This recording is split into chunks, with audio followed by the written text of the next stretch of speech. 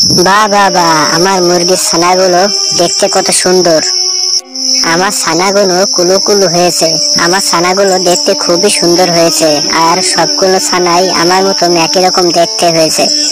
একটা ছানাও দেখতে ওর বাবার মতন হয়নি, সবগুলো ছানা আমার মতন হয়েছে। এরপর সেই দুষ্টু শিয়ালটি সেখানে চলে আসে। আরে বাবা, এ তো দেখি সেই দুষ্টু শিয়ালটি চলে এসেছে। আমাকে আমার ছানাদের বাঁচাতে হবে। এখন বুদ্ধি খাটাতে হবে আমার। এই যে শিয়াল, তুই দাঁড়া ওখানে, আর সামনে আসিস না। এই যে শিয়াল, তুই আমার ছানার দিকে একদম নজর দিবি না। আমার যে ঠোকর, সেই ঠোক দিয়ে তোর চোখ দুটো আমি নষ্ট করে দেব।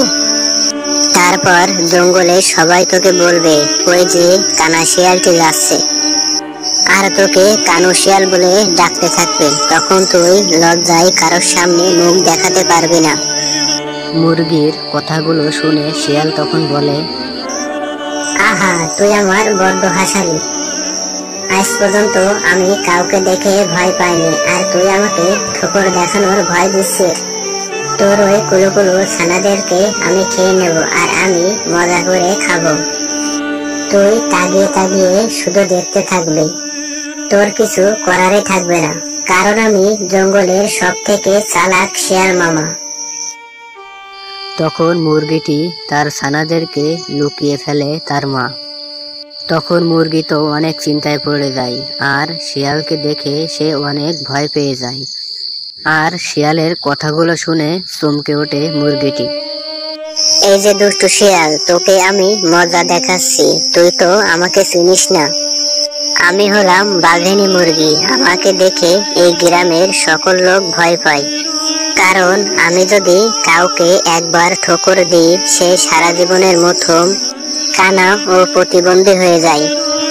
তুই কি জানিস না বাঘিনী মুরগির কথা? দেখ তোকে কি করি আজকে আমি। মুরগিটির কথা শুনে শিয়ালটি তখন সেখান থেকে উধাও হয়ে যায়। এদিকে গ্রামবাসী সবাই আনন্দ করতে শুরু করে দেয়, কারণ সেই শিয়ালটি ওদের গ্রাম থেকে চলে গেছে। তাই গ্রামবাসী একে অপরের সাথে শিয়ালের নামে কাটুক্তি করছে। কিন্তু শিয়ালটি অন্য একটি জঙ্গলে চলে যায়। শিয়ালটি ভুল করে গভীর একটি জঙ্গলে চলে যায়, আর ওই জঙ্গলে ছিল একটি অভিশপ্ত আরতা। আর সেই আরতাটির ছিল পেটে অনেক ক্ষুধা, আর সে দুষ্টু শিয়ালটিকে দেখে লোভ সামলাতে পারল না। সেই দুষ্টু আরতাটা শিয়ালকে তখনই খেয়ে নিল। আমরা এই গল্প থেকে এটাই শিখলাম যে দুষ্টু